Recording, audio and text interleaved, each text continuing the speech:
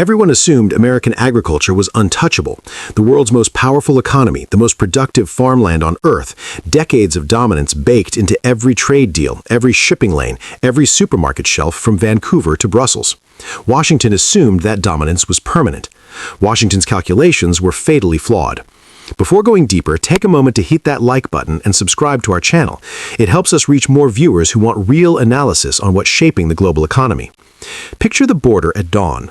Not long ago, those early hours were alive. Engines rumbling, trailers lined for inspection, the air thick with the rhythm of commerce that carried small towns on its back. Farmers who had worked the same land for 30 years knew that sound. It meant survival. It meant the mortgage, the school, the hospital, the diner where the truckers stopped for coffee. That sound was the heartbeat of rural America. That heartbeat has gone quiet. Loaded trucks sit with nowhere to go, produce wilts under an indifferent sun, and farmers stand in their fields watching years of work slip through their hands like dry soil. What began as a dispute buried in regulatory language has bled into fields, families, and entire communities, and the silence at the border cuts deeper than any noise ever did. To understand how America arrived at this moment, you have to rewind, not to some distant geopolitical crisis, not to a war or a financial collapse. You have to rewind to a tomato. The Trump administration torched a 30-year-old trade agreement and slapped a 17% tariff on fresh tomatoes from Mexico, a policy that went further, ultimately driving price hikes of 21% on tomato imports. On paper, it looked like leverage, a negotiating hammer, Washington applying pressure the way Washington always had, assuming the world would bend. It did not bend. It pivoted. And the pivot began not in Mexico City or Brussels. It began quietly, precisely in Ottawa. The Canadian Food Inspection Agency issued its ruling in the careful language of regulators: pesticide residues, recurring quality concerns, the kind of technical language that rarely stirs debate, rarely makes headlines, rarely signals anything larger than routine bureaucratic process. Officially, it looked like oversight. Dear viewers, it was architecture. Behind the formality was a calculated decision that had almost nothing to do with food safety and everything to do with the deliberate redirection of agricultural power across North America, a market shift engineered with such precision that thousands of American farmers never saw it coming until it was already done. Within 48 hours, the consequences were undeniable. Nearly 150 truckloads of California tomatoes sat idle at the Peace Bridge, denied entry. Another 89 shipments stalled at the Ambassador Bridge, refrigeration units buzzing, value withering with every passing hour. These were not abstract numbers. They represented $340 million in annual export revenue, revenue that supported 2,400 American farming families, revenue that funded mortgages, school programs, rural hospitals, and the fragile economies of small towns that had no other foundation to stand on. With one ruling, the lifeline was cut. But here is what made the blow surgical rather than simply harsh. Only weeks before the ruling, Canada had finalized agreements worth $180 million with greenhouse growers in British Columbia and Ontario, domestic facilities, fast-tracked and fully funded, built to replace nearly the exact volume of tomatoes once sourced from California. The message required no translation. American supply was no longer essential. Tom Richardson, a farmer outside Fresno with more than 30 years in the business, understood it immediately. The problem was not the quality of the crop. The problem was that Canada had already secured an alternative. That single step marked the first domino in a larger retreat from American agricultural dominance. Canada did not react to American tariff chaos. Canada calculated. It studied the instability, identified the exposure, and quietly built its exit before anyone in Washington thought to ask the question. And what happened next reveals everything about where global agricultural power is heading.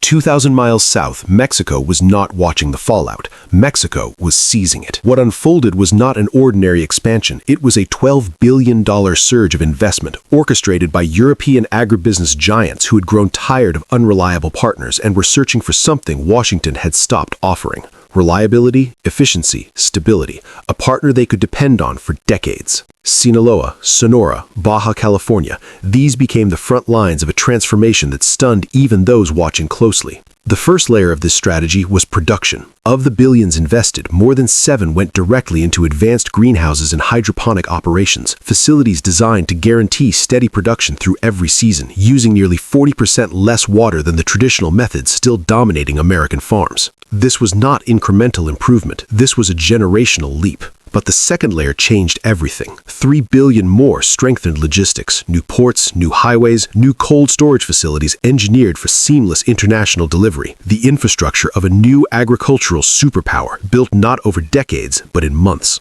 The third layer was the one American competitors will feel longest. The remaining investment flowed into education, training, and research, a skilled workforce, a culture of innovation, an advantage compounding quietly in the background while American farmers struggled to absorb shock they never anticipated. Agricultural revolutions usually take generations. Mexico's partners built on existing strengths and scaled them at a pace the industry had rarely witnessed. Within 8 months, premium Mexican tomatoes were appearing on European shelves at prices nearly a quarter lower than American exports. Maria Elena Vasquez, an economist at the University of Guadalajara, explained the significance plainly.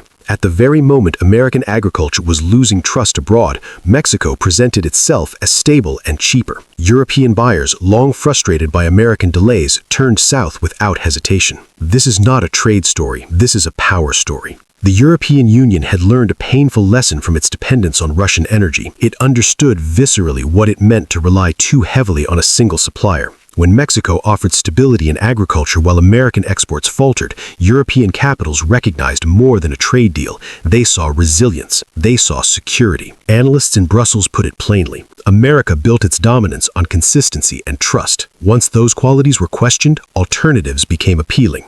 And alternatives always become permanent faster than empires expect. The technology divide widened the gap further. Mexico's new facilities are not only larger, they are smarter. Greenhouses wired with sensors tracking soil, light, and water in real time. Automated systems making adjustments without human delay. Predictive models forecasting market demand weeks ahead. American tomato growers require more than 3,000 gallons of water to produce a single ton of crop. Mexico's hydroponic systems accomplish the same with under 2,000.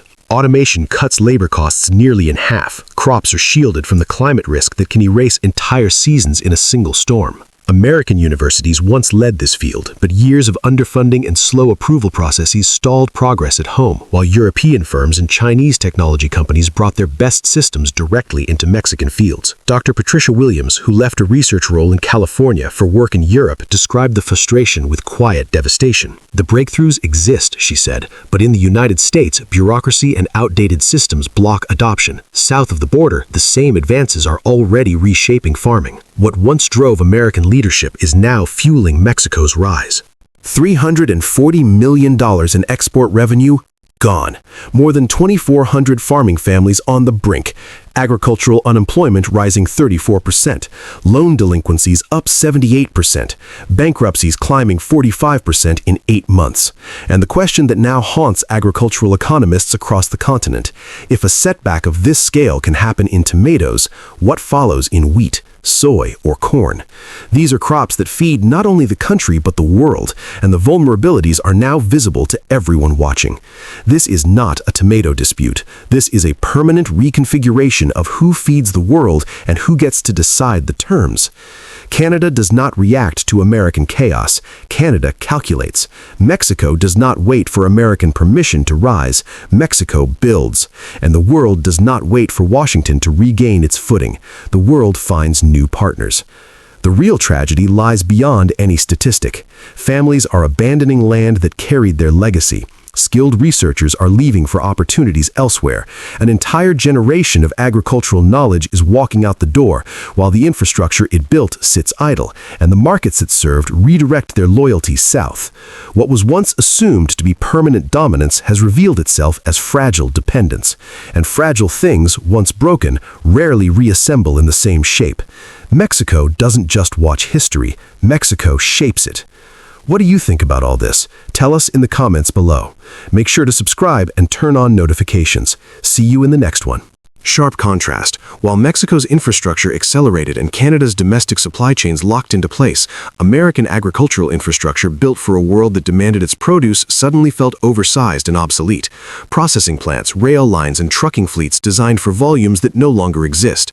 Costs per shipment rising as facilities run below capacity. Trucking companies specializing in cross-border trade reporting business losses of more than 60%. Rail lines meant for heavy agricultural traffic now underused while maintenance costs hold steady. Supermarkets adapted with the cold efficiency of markets that answer only to supply and price. Shelves that once carried California-grown produce now display Mexican alternatives.